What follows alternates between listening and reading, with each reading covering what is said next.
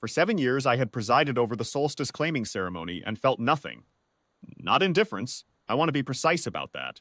Not the cold emptiness of a man who has given up on the idea of a mate. It was closer to a sound I couldn't locate.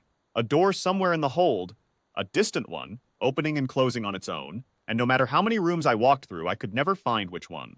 My wolf felt it too. He had been restless since the winter before last, pacing at the edge of sleep, turning his nose toward something I couldn't name. I had stopped asking him. He had no answer that helped. 7 candidates were presented to me that night. I remember their names. I remember the curve of each candle the ceremony master placed in their hands, the particular quality of silence when I stepped down from the dais to walk the line. My wolf watched each one with the same flat patience a sentinel uses watching an empty road. Nothing.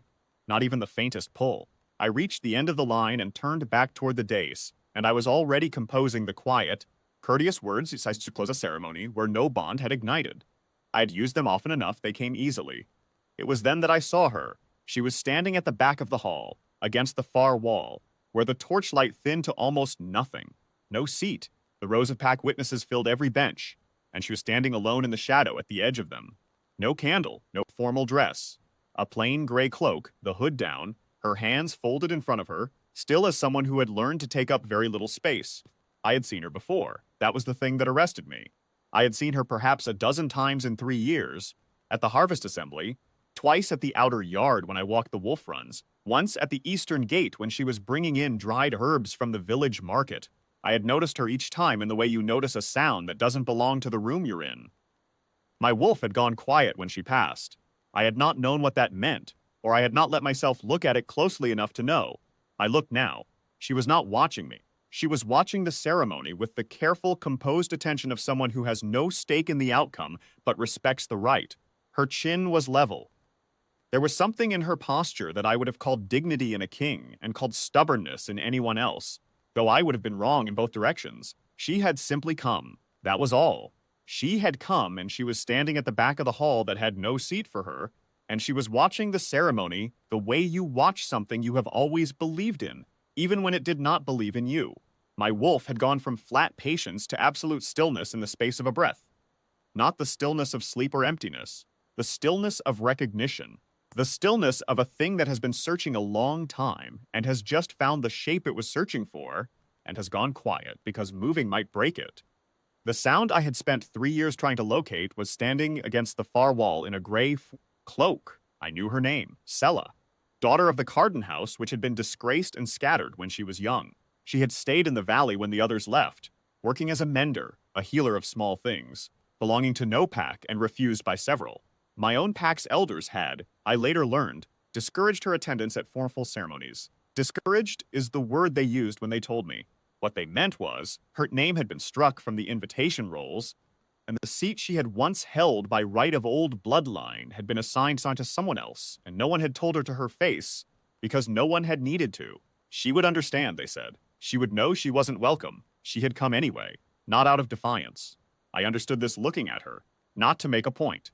She had come because she believed in the ceremony, because it was the Solstice claiming, and this pack had been her pack before it stopped claiming her, and some loyalty ran deeper than the wound. I was already moving before I decided to. The ceremony master said something. I didn't hear it. The 7 candidates with their candles stood very still as I stepped off the dais and walked the length of the hall toward the back wall. The pack watched in the particular silence that falls when something is happening, that no one has a name, for yet I stopped in front of her. She met my eyes without flinching, which told me everything about what she was made of. There was wariness in her face. She was not a fool, but no fear and no calculation. Just the steady, quiet attention of someone who has had no reason to expect anything, and has made her peace with that. You were not given a seat, I said. No, she said. You came anyway. She was quiet for a moment. The ceremony is for the pack. I'm still part of the pack, whatever the invitation rules say. My wolf made a sound somewhere in the center of my chest that I had never heard him make before. Not a howl, not a surge, something older, something like a key turning in a lock that has been rusted shut so long you forgot it was a lock at all. I held out my hand, not a command, an offer. She looked at it for a long moment, and I let her look, because she had earned the right to take her time with it. When she placed her hand in mine, the mate mark blazed gold on both our wrists at once. Not a spark. A blaze, the kind of light that doesn't build but arrives all at once, like the sun clearing a ridge. I heard the breath go out of the hall. I felt the warmth of it travel up my arm and into my chest and settle there as if it had always intended to live in that particular place and had simply been waiting for permission. She looked down at her wrist and then up at me. Her expression was not the expression of someone surprised. It was the expression of someone who had hoped for something for a very long time without ever quite admitting it. You felt it before, I said. Before tonight. Yes, she said. I didn't think you had. I was slow. She almost smiled at that. Not quite. I turned to face the hall. The 7 candidates had lowered their candles. The ceremony master had gone still at his podium. The pack, 300 wolves, elders and young, warriors and keepers, was looking at me and at the woman whose hand I was holding and at the gold light still fading on our wrists. In the 3rd row from the front, I could see the 2 elder women who had, I now understood, removed Sela's name from the invitation rolls and given her seat away. Their faces told me they understood what was happening and had not yet found a way to arrange themselves against it. I did not look at them long. They would have time after to arrange themselves however they liked. It would not change anything. Sela of the Carden line, I said. My voice carried the way it carries in that hall, every stone in the walls built to hold a king's words.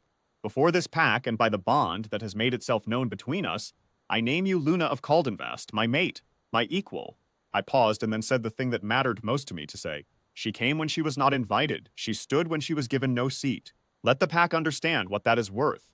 The wolves bowed, not in waves, not in sequence.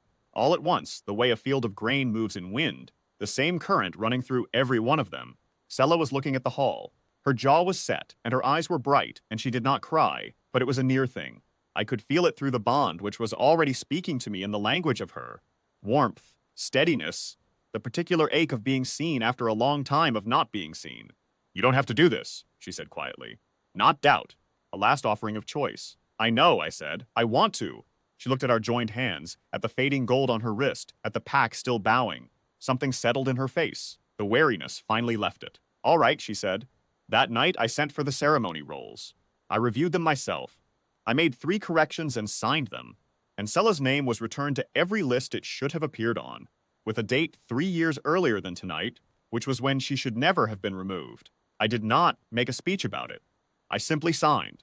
In the morning, the elder women came to present themselves. They were dignified about it, I will say that. They bowed to Sela without being told to. She received them with the same steadiness she receives everything, which is to say, without triumph, without coldness, with the kind of settled certainty that needs no performance. My wolf slept that night for the first time in 3 years without pacing. I have thought since about the quality of that stillness when I first saw her across the hall. How certain it was. How old it felt. Like something I was recognizing rather than discovering. I think the bond had been trying to tell me for 3 years, and I had been walking through the wrong rooms, looking for the sound. She came because she believed in the pack, even when the pack had stopped, believing in her. I intend to spend the rest of my life being worth that.